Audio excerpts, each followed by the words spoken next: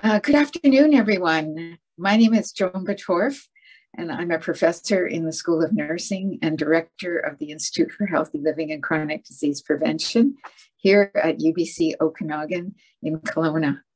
I'm delighted to welcome you all here to our webinar this morning. Before we begin, I do want to respectfully acknowledge that here at UBC Okanagan, we are situated on the traditional, ancestral, and unceded territory of the Syilx Okanagan Nation. I also want to acknowledge that some of you will be joining us today from other places, near and far, and I want to take a moment to acknowledge the traditional owners and caretakers of those lands as well. Just a few housekeeping things before we begin. There is a closed captioning button that may appear on your screen, and you can move it around to your preferred location just by dragging it, or you can turn it off by using the live transcript button on your menu bar.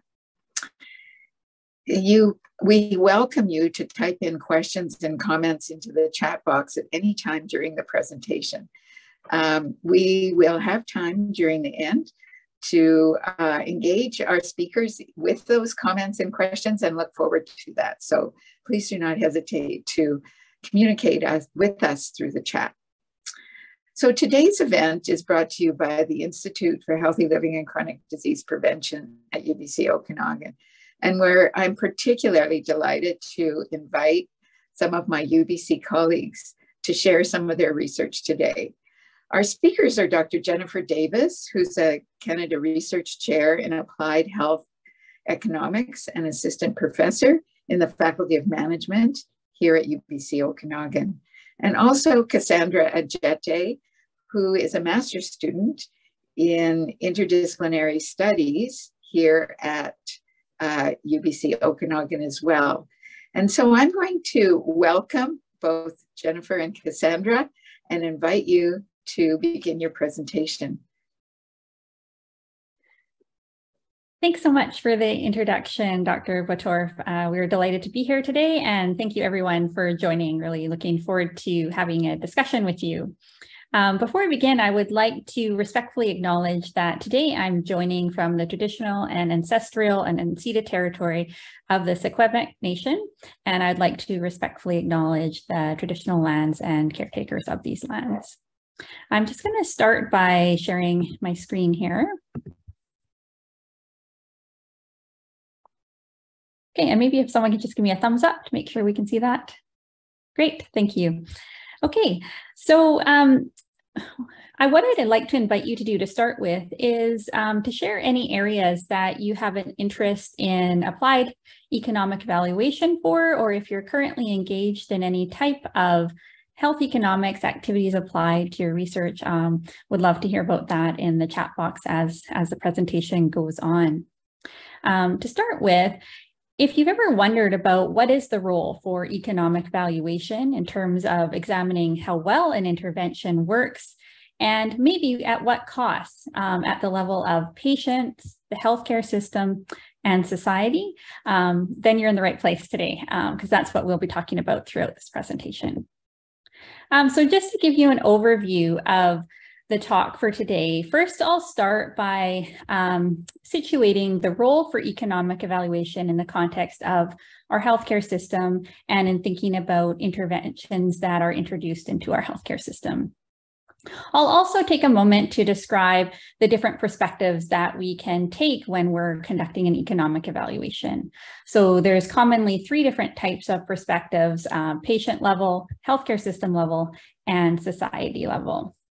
And then I'll close with the last segment of the presentation, looking at evaluating the efficiency of different lifestyle interventions to promote healthy aging. So I'll give a specific example of an economic evaluation of a strategy looking at falls prevention.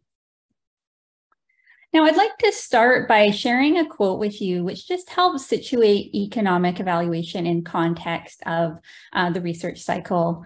Wiseman and Donaldson put it nicely. They said that essentially, for priorities to be set, the key question is not which health problem results in a greater burden, but rather what intervention aimed to treat this health problem is a best buy. So what this quote really highlights is that economic evaluation is really about simultaneously considering costs and consequences. So often when we think about health economics, costs come to mind first. But a key consideration here is that we're looking at costs and consequences simultaneously. Now more than ever, we are in a climate where our healthcare resources are stretched beyond capacity. We see this as we're moving through the COVID-19 pandemic, that the cost of healthcare is high and it continues to rise. And in addition to, as we move through the COVID-19 pandemic, a major contributing factor to this high and rising cost of healthcare is also the introduction of new healthcare interventions. And so what we really need is a toolkit to help us guide decision-making in terms of informing health policymakers with actual data and information that can help guide priority setting. And so economic evaluation is a really useful tool that we can use to guide this priority setting. So this comment kind of puts or places economic evaluation quite nicely in that we're really looking at the same time at a ratio of costs and consequences. So the consequences might be benefits or they might be losses in health. Both are important to consider. Now, I'd like to take a moment to place economic evaluation in the context of the research cycle. So the following is a figure of Tugwell's measurement iterative loop. And I'll just first start by describing the measurement iterative loop, and then I'll focus in on where economic evaluation comes in. So first we start by identifying disease. So if we're considering, for example, falls prevention, we'd first start by looking at identifying what is the cost of falls, what is the burden, what is the incidence of falls. So we'd look at the burden that way. Then we look at moving to what causes falls. So we look at risk factors for falls. Once we've identified these risk factors, we then look at establishing effective and efficacious interventions to prevent falls. Once we know that we have established something that works, that's when we come in with economic evaluation. So once we know something works, we then want to evaluate how efficient it is. So what our value for money is. And then after that point, that's when we consider future processes like implementation and program evaluation. So often what we do is, after we've conducted an economic evaluation, we're looking to really estimate how cost-effective a particular intervention is in comparison with an alternative. So what we do is we look at plotting our results on what's called a cost-effectiveness plane, which you see here. And we can see that we can have several different types of options for different scenarios, different outcomes that might happen. So most commonly, when we're evaluating new interventions, we often have them lying in this blue region here, which is in a more costly and more effective zone. So often if results lie in this region, then it will depend on a decision maker's willingness to pay, how much additional money they're willing to pay for a particular health outcome. So generally, the following is a formula for the incremental cost effectiveness ratio. This is known as the primary outcome for economic evaluations. And what it is a ratio of costs of resources required by a new program or an intervention compared with an existing alternative. And then you divide that by the health effects gained by using that intervention. So in this case, you'll see the acronym QALY. Basically, that's a measure of health-related quality of life. So often, a goal of a lot of interventions is to improve quality of life. So this is one of the common outcomes that we often look at in economic evaluation. Now, I mentioned that there are different types of perspectives that we can use in an economic evaluation. The most common perspectives that are generally used are healthcare system and societal. Another perspective that can be used is also patient perspective. So I'll just take a minute to describe each of these perspectives. So starting with the patient, patient perspective would consider costs and consequences that are relevant to the patient themselves. So these would, in terms of the cost side, these would be out-of-pocket expenses that patients would incur over a particular time frame. The healthcare system would look at costs specifically relevant to the healthcare system. So these could be costs of healthcare professionals, cost of visits or admissions to hospital, costs of tests, labs, investigations indicated or referred by physicians or healthcare professionals. And societal perspective is the most comprehensive perspective, which also takes into account some more indirect and intangible factors. So things that would also be encompassed in the societal perspective would include all relevant healthcare system costs, as well as patient out-of-pocket expenses, as well as things like time provided by caregivers or family members that are helping out an individual. So in general, the societal perspective is the most comprehensive. But the one to choose really depends on the goal of the economic evaluation and why it's being conducted in the first place. So I'll just take a moment to share some clinical areas that I focus on with my research program. And these include a focus on falls prevention, fracture prevention, as well as promoting cognition as individuals age. We know that falls, fracture, and dementia are indeed geriatric giants of aging. And we also know that for all of these conditions and events, that we are still some time away from a pharmaceutical cure. And so what I'd like to focus on in my research is a focus on lifestyle interventions within each of these clinical areas. The good news for each of these clinical areas is that there are evolving and several effective prevention strategies at the level of primary, secondary, as well as tertiary prevention. And you may ask, well, why look at lifestyle interventions? So I'd just like to take a moment to highlight a few compelling reasons why lifestyle behaviors are important to look at. And one of these is that they relate to health and really are critical as we enter later years in life and as we progress throughout our life. They're critical to our capacity to remain healthy and functional. And prevention is also critical, like I mentioned, given that we do not yet have effective pharmaceutical treatments for many types of chronic diseases, such as cognitive impairment. And so lifestyle interventions really offer great potential in terms of a complementary strategy. And another factor to consider is that lifestyle interventions often may result in multidimensional benefits. But where there's a gap is that we are quite devoid of evidence in terms of the cost effectiveness of some of these lifestyle strategies. And this is where economic evaluation comes in. As I mentioned at the beginning, it forms part of our toolkit. So it's one component of our toolkit that can provide some useful data to help inform health policy. So in the last part of this presentation, I'd just like to share with you a study that we did. So I was responsible for the economic evaluation of this study, and Dr. Teresa Lu-Ambros was the clinical principal investigator for the study.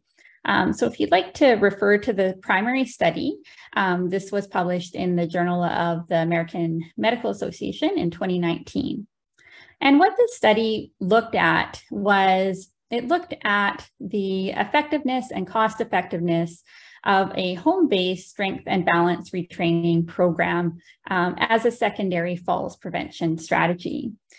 So my focus will be, I'll highlight briefly the clinical results, but I'll focus on what we found in terms of the cost effectiveness. Now, before I get into all that, I'd just like to share a quote that really kind of underpins some of the compelling reasons for this work. One of our participants stated that the minute I hit the floor, my life changed. It has been downhill ever since.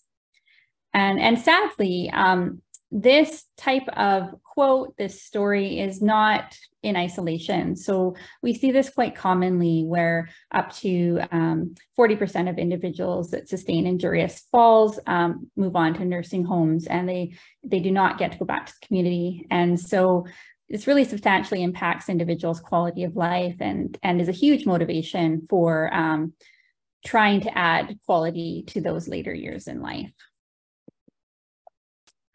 So moving back to the objective for the study, for the economic evaluation, our primary objective was to determine the cost effectiveness of a strength and balance retraining program called the Otago Exercise Program, compared with standard of care. And this was a 12-month intervention. So I'll take a few moments just to describe the study. So just to briefly highlight the study, primary trial is published in the Journal of the American Medical Association, and then the economic evaluation is published in the Journal of the American Geriatric Society. So this study included women and men aged 70 years and older. A total of 344 women and men were included, and they engaged in a 12-month exercise. It was a home-based intervention. So for the economic analysis, we measured health benefit or loss in terms of number of falls, and then we also estimated health-related quality of life from a questionnaire called the EuroQual EQ5D. I mentioned there's different perspectives we can take for economic evaluation. So in this study, we used a Canadian healthcare system perspective, and all costs were estimated using 2019 Canadian dollars. So all participants here were recruited out of the Vancouver Falls Prevention Clinic. You can see the website for the clinic on your screen. And referrals to the clinic are made from physicians based on seniors who have sought medical attention for a fall in the past 12 months. Now, there were two intervention arms. I call them both intervention arms because there wasn't a do-nothing alternative. So the control group received standard of care, which consisted of a baseline visit at the Falls Prevention Clinic, where they received a comprehensive assessment by a geriatrician, as well as a complete fall risk factor assessment. The other intervention group received the Otago Exercise Program in addition to standard of care. So everyone received standard of care, meaning they received the baseline visit at the Falls Prevention Clinic. I'll just take a few moments to describe the Otago Exercise Program. So the Otago Exercise Program is a home-based program, and it is delivered by a physiotherapist. So it consists of 5 home visits over a period of 6 months, and participants are engaging in the intervention over a period of 12 months. So participants are prescribed to complete the intervention, the strength and balance retraining exercises that are instructed and delivered by the physiotherapist 3 times per week, and then walking 2 times per week. We also tracked compliance as well as falls using monthly diaries. So a total of 345 individuals were randomized. In the end, 172 were included in each group due to one being excluded in the control group. And at trial completion, we can see that among our exercise intervention group, compared with our control group, we have similar numbers completing the trial, so fairly high completion rate. And what we found was that there was a significant reduction in falls, in the rate of falls between the exercise and the control group. So we observed significantly fewer falls in the individuals that were also partaking in the Otago exercise program. You can see this schematically here, and we have here detailed the cumulative incidence of falls over the 12 months. And so the blue line represents individuals receiving the Otago exercise program, and the red line indicates individuals in the control group, so receiving standard of care. And what we did note was that there was a significant 34% reduction in the rate of falls. Now, looking at some of our economic data, we also need to know what this intervention costs. So what is the cost of delivering the program, and what are the costs incurred by the participants in the program? So we detailed costs at several levels that are detailed in the table. The program is relatively inexpensive to deliver, so it cost $393 on average per person.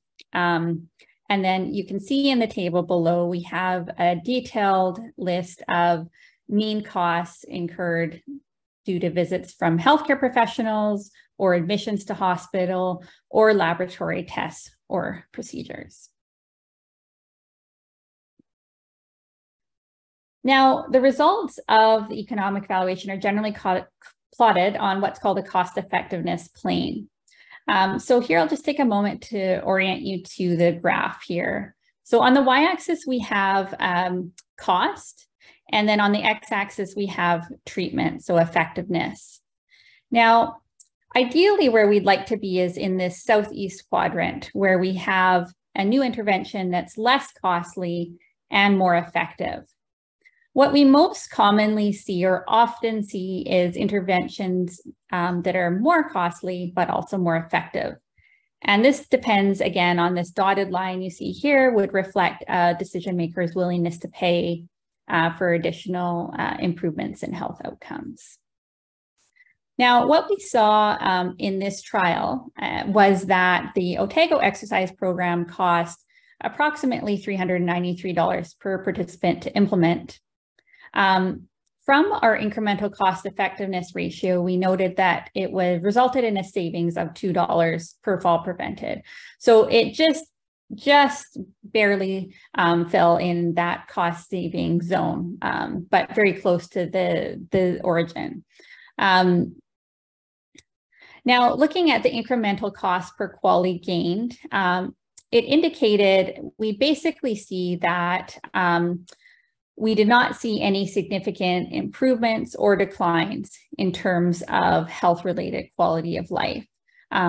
So the incremental QALYs estimated, so that's a measure of health-related quality of life, weren't clinically significant.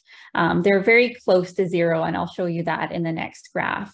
But basically, to deem it is clinically significant, we're looking at a change of greater than 0.03 on a scale of 0 to 1, where 1 would be full health and 0 would reflect death.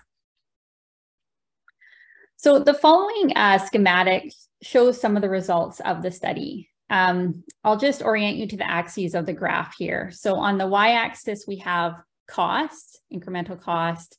And on the x-axis, we have an incremental quality adjusted life year, which is a measure of health-related quality of life. Now, I'd just like to highlight that we actually used two different measures to assess health-related quality of life in this study. So on the left here, we used the EuroQol 5D, and on the right, we used the short form 6D. What you can see is that the results actually lie on either side of the axis. Now, my point in showing this slide is that it really does highlight that choice of instrument to measure health-related quality of life in economic evaluations does matter, and it can affect conclusions. In this study, we actually see that it doesn't affect our main conclusion because if you note the specific numbers on the scale here, they're very small. So they're all less than 0.03, and they're all relatively close to 0, kind of indicating no change. So in this case, it didn't strongly affect our conclusions, but had the numbers been greater in magnitude, it definitely would have. So I just show that slide to illustrate that when we're picking a health-related quality of life measure, we really do want to pick a measure that has domains that we feel will be impacted by the intervention. So we want to pick a responsive instrument.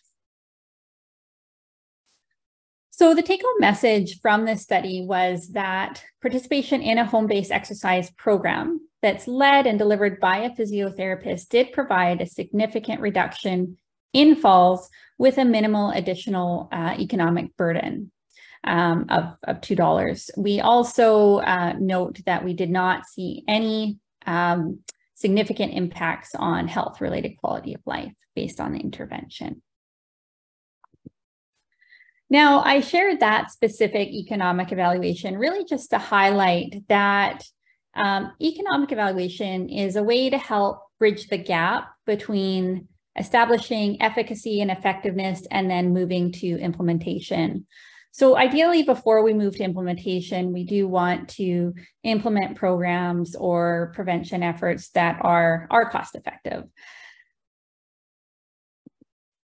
I'd like to thank you for your time, and now I'll move to stop sharing my screen, and Cassandra will share some of her research with you. Thank you. Thank you, Jen. I'm going to share my screen.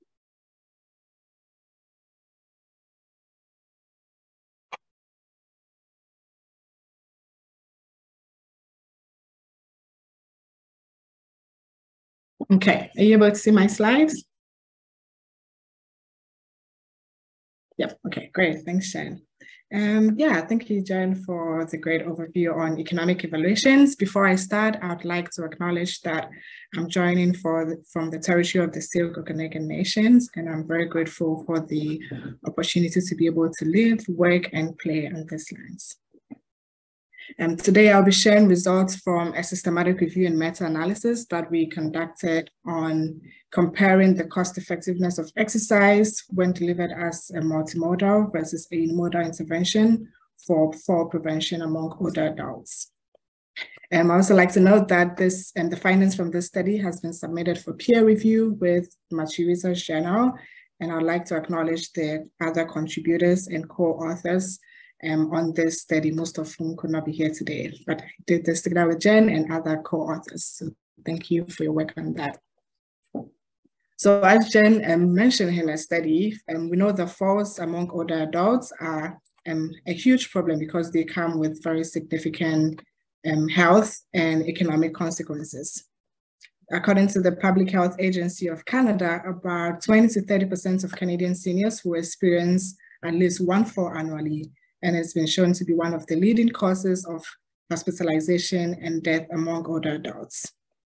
It also is associated with significant healthcare costs, with some estimates showing that this ranges from about 93 to 124 billion annually. So as you can see, beyond the economic costs, there are significant health consequences, which shows the need for interventions to prevent this.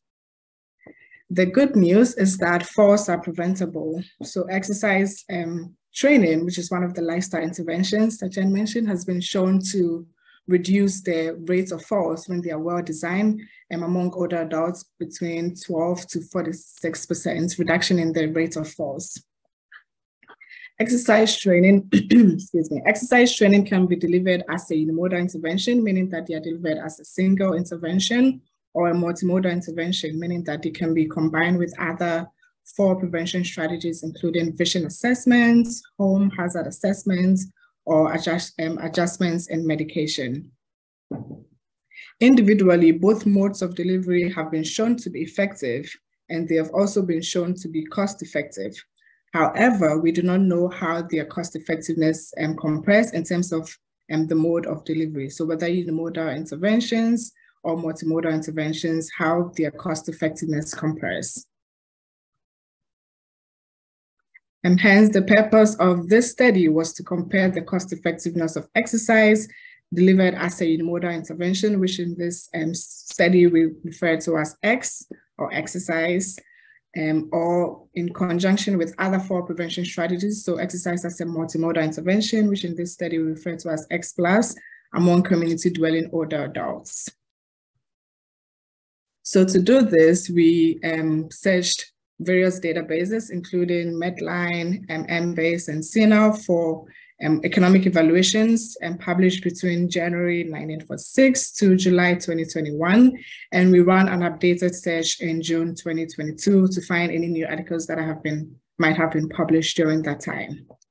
Included in our search terms were fall prevention, economic evaluations more broadly, specifically cost effectiveness analysis, cost utility analysis, unimodal interventions, multimodal interventions that had to include an exercise component, exercise, as well as community dwelling older adults.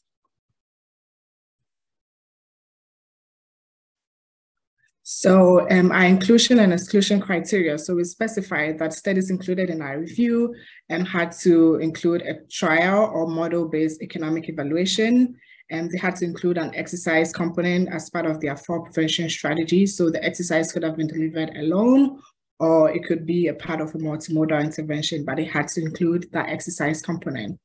And then the study had to be with participants of community dwelling older adults who were 60 years and older. For the purpose of this review, we excluded other systematic reviews and protocols, conference publications, and non-English publications. So on to some of the results from this study. So here we have presented a PRISMA diagram showing the selection process for studies included in our review. So our literature search from the various databases retrieved about 217 studies. And after we screened and make sure that they met our inclusion and exclusion criteria, we did screen the abstracts and the titles to make sure that they were relevant based on our inclusion and exclusion criteria. And then we did also look at some of the references for the studies we selected, just to make sure that we weren't missing anything that had been used in prior work. So through this process, we ended up with 18 studies that were included in our review. So in terms of some of the study characteristics, out of the 18 studies in our review, there were 15 exercise-only interventions, or X, and then 9 exercise plus interventions. Out of the 15 exercise interventions, there were 9 group-based exercise programs, 5 home-based exercise program, and 1 Tai Chi program. And this was specifically from a study that made a distinction between home-based and group-based and Tai Chi, but usually they fall either between group-based and home-based. For the exercise plus intervention, the exercise components fell under similar categories of group-based and home-based. And then in terms of the multimodal or the other fall prevention strategy components, this included 6 individual risk assessments, 1 medication supplementation, a cognitive behavioral program, and 1 intervention did not specify the type of multimodal or the other fall prevention strategy used in the program. So for studies that conducted a cost effectiveness analysis, we had about 13 exercise interventions and 6 exercise plus interventions that were conducted using a cost effectiveness analysis. Out of these studies, about 61% of exercise-only interventions were cost effective, with the incremental cost effectiveness ratio ranging from 162 to about 2,000, compared to about 33% of exercise plus interventions, so exercise when it was combined with other interventions that were cost effective. And the incremental cost effectiveness ratio for this ranged from around $800 to $3,000. For exercise-only interventions, about 7%, so I think it was just 1 intervention that reported that the intervention was potentially cost-effective depending on certain subgroups. And about 30% reported that the intervention was not cost-effective, compared to about 67% of exercise plus interventions that were reported as not cost-effective. And this was very similar to the cost utility analysis. So we had 10 exercise interventions, and 4 exercise plus interventions that conducted a cost utility analysis. So the outcome for this was the quality adjusted life years, or improvements in health related quality of life for most of these studies. For this, about 60% of these interventions for the exercise only category were reported as cost effective, and none of the exercise plus interventions were reported as cost effective. The exercise only, 40% were reported as not cost effective. And then we also conducted a meta-analysis to be able to combine some of the effects measures in this individual studies to see whether we can come up with a cumulative conclusion on effectiveness based on the mode of delivery. Our meta-analysis included 16 studies, and these were selected based on the studies that actually reported effect measures. The main findings from our meta-analysis suggested that there were no significant difference in incremental cost between exercise when delivered as a single intervention versus when delivered as a multimodal intervention. We also did not find significant difference in the incremental quality adjusted life year between the intervention types. So again, exercise as a unimodal versus a multimodal intervention. I have presented here the T statistic as well as the p-values, which we can see that they are not significant. So how to interpret some of these findings? So the main findings from this suggest that exercise-only interventions demonstrated greater cost effectiveness when compared to exercise delivered in conjunction with other fall prevention strategies.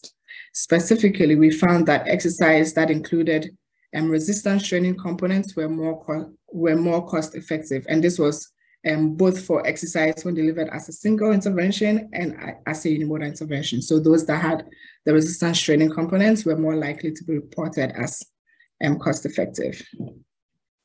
Our meta-analysis also indicated that both modes of delivery are cost effective.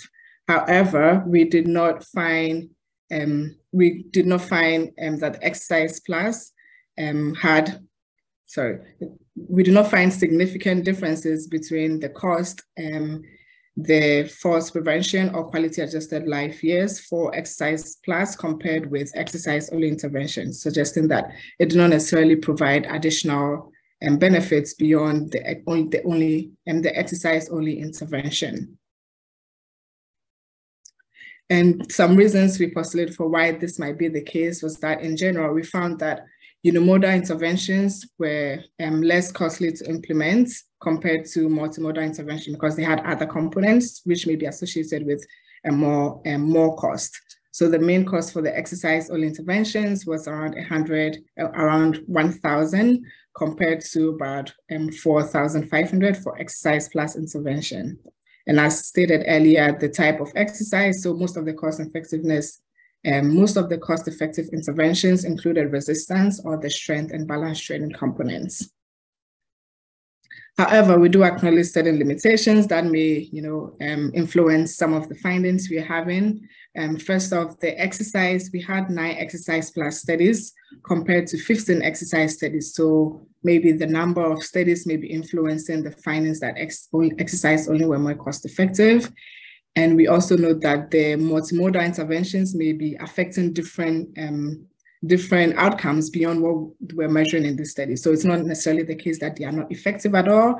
It might just be the case that they are not influencing some of the outcomes we're looking at in this study.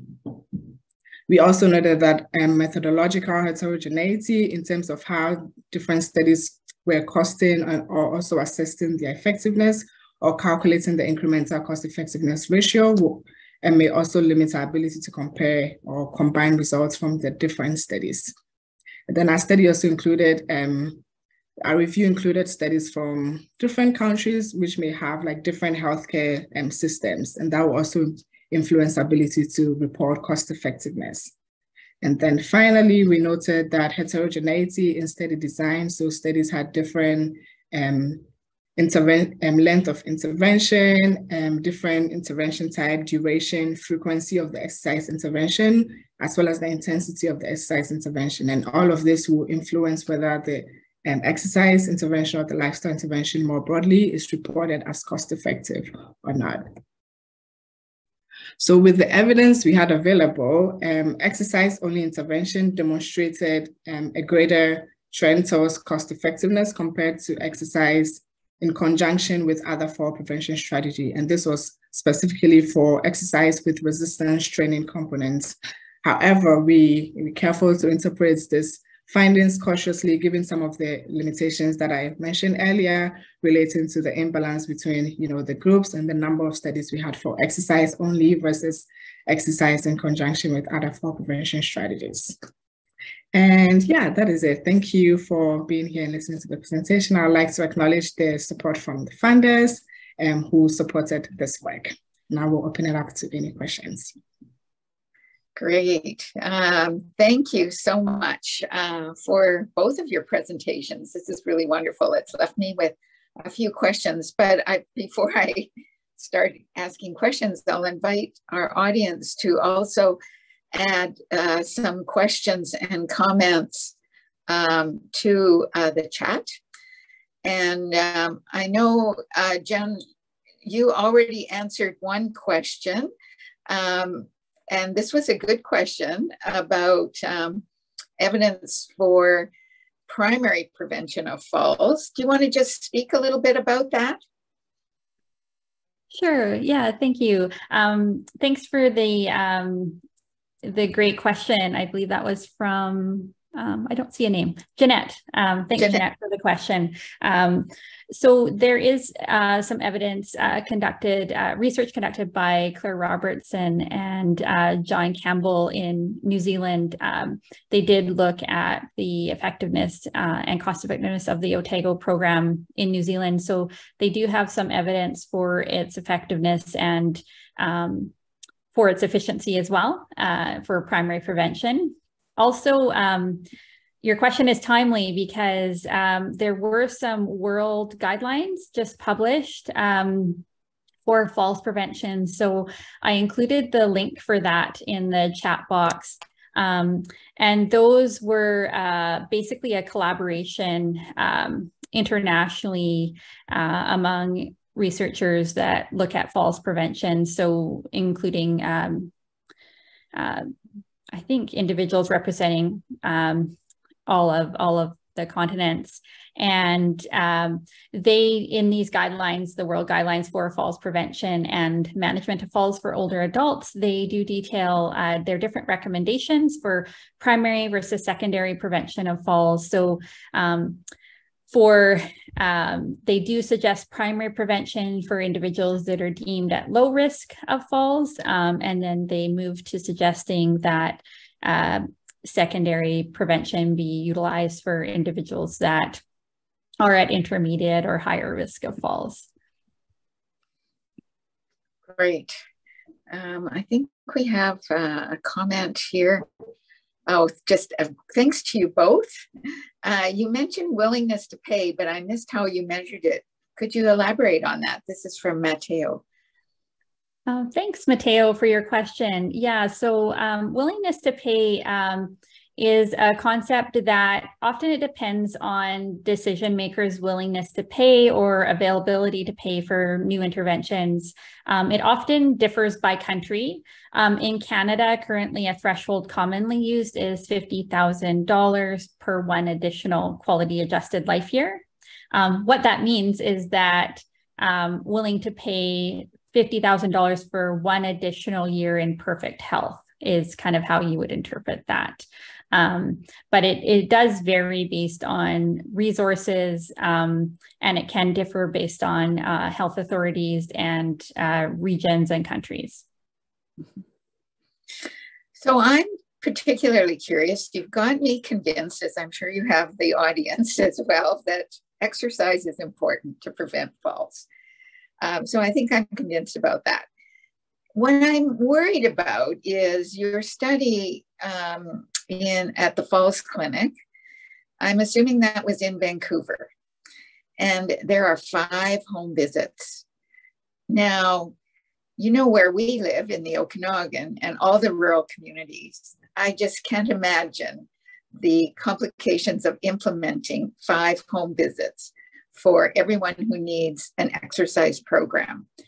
So I guess my question is, Why did they have to be home visits? And is there any other way to support this kind of an exercise program without a home visit that would make it feasible for rural communities, for spread out communities like us when we're not in a huge urban center? That's a fantastic point, Joan. Thank you for bringing that up. And interestingly,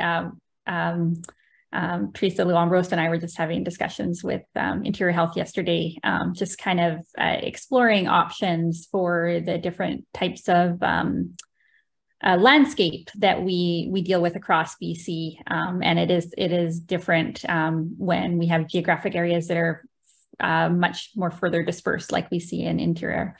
So we actually have done some work with creating the Otago Exercise Program DVDs.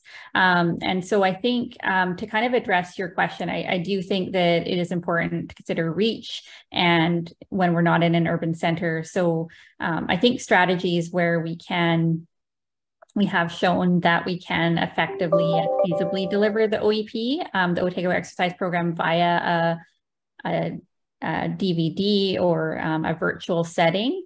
There are, I think, some kind of cautionary issues with that in terms of, we are dealing with frail, older adults. And so we're currently kind of considering different strategies that we might be able to do so that individuals can still learn in a safe environment how to do some of these exercises, given the geographic dispersion. But kind of the current thought is that initial visit, or whether it be a group visit, just to ensure proper execution of the exercises is still an important consideration.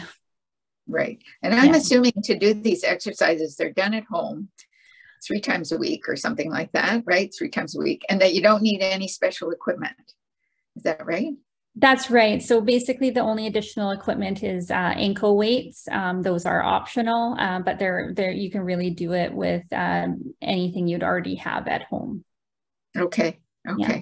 All right. Well, I'm glad that you're thinking about that. It makes me feel a lot better that it might be something that could be available to people outside Vancouver, because I think that's really important. Especially given our demographic in the Okanagan, where there are probably a lot of people who would benefit from a program like this. Yeah, no, absolutely. We are working on it. Well, that's great. That's great. I see there's a couple of other comments. Helena, is it possible to capture the off-label economic benefits of an intervention like an exercise program? For example, an exercise program to reduce falls might also improve HbA1c. You'll have to tell everybody what that is, for individuals with type 2 diabetes, and reduce CV, I think, cardiovascular risk factors that may reduce other costs. So that's a big question. Right. So I'm not sure if the individual who asked the question can just clarify what they mean by off-label benefits. Yeah, perhaps they could. That's a good question. I'm not sure what that means either. Maybe while we're waiting for that, Cornelia says, aren't there a host of YouTube videos with exercise for older people? And why would we just watch a YouTube video? Yeah, so actually the BC Ministry of Health has a great resource. I'm happy to share the link with you. I guess probably Cornelius is already aware of that. But they do have a link. And so there are some already made up videos that do detail the Otago exercise program, as well as they do list a number of other falls prevention resources. So I do have a list of those. I'm happy to send those via email later, but they do exist and they are useful. I think the issue again is just to ensure safety of the OEP delivery. And I think that's why having kind of an initial assessment is helpful, given that often individuals who are partaking in these exercises are frail and high risk of falls. Okay, great. So we've got a comment and question, I think, from Catherine. For those who already have carers coming in daily, would it be cost effective to have carers observe the exercise periodically to make sure the exercises are done well. The carers can then report back to the coordinator or exercise professional, which in this case was the physio. Yeah, and there's a lot of home care nurses and nursing assistants, personal assistants going into some homes supporting older adults. So couldn't they help somehow with the implementation of a program like this? Yes, no, I think that's a great idea, Catherine. And I think, you know, ensuring exercises are done properly is important. Another kind of component of this program is that exercises are progressive, meaning that they get more difficult over time. So kind of ensuring there's progression as well as accuracy in terms of how the exercises are being done to avoid injury and to also properly progress the individual. So I think that would be something great to monitor, and certainly could lead to, you know, really examining the true efficacy and cost effectiveness of the intervention. Thanks for that point. Yeah, good suggestion. Get everyone involved here. Yeah, I like that. So Helena has got back to us. Sorry, I'm using off-label as we would talking about pharmaceuticals. So if the exercise program is aiming to reduce falls, it might also improve risk factors for other diseases beyond what the exercise program is aimed at. And so I think that was her question, are the other benefits, I'm just going back to it. Yeah, could it also improve things like type 2 diabetes and reduce cardiovascular risk, which could also reduce costs? And so I guess the cost effectiveness analysis, does it only consider falls when we know exercise can also benefit a whole lot of other things, right? Yes, no, absolutely. Helena, thank you for your question and your comment. That's a great point. So that's a limitation of cost effectiveness analysis, is they are condition specific. The idea around cost utility analysis is that it can hopefully capture some of the multi-dimensional benefits that exercise might have on these other chronic conditions like diabetes that you used as an example. So what cost utility analysis does is it actually measures a more generic health outcome, like health-related quality of life. And so the idea behind that is it's a broader measure of health than a condition-specific analysis. And so the idea there is that it should capture, ideally, some of those types of changes in health. Mm-hmm. Great, thank you. I have a question for Cassandra, actually, because I'm really puzzled, Cassandra, about your findings.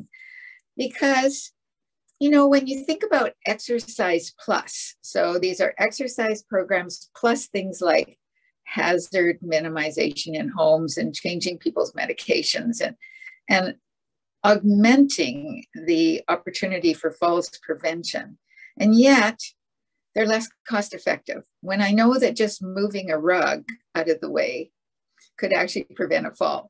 So I'm just curious about why these exercise plus programs didn't pan out as well as the exercise only. It just somehow doesn't make sense. More should be better.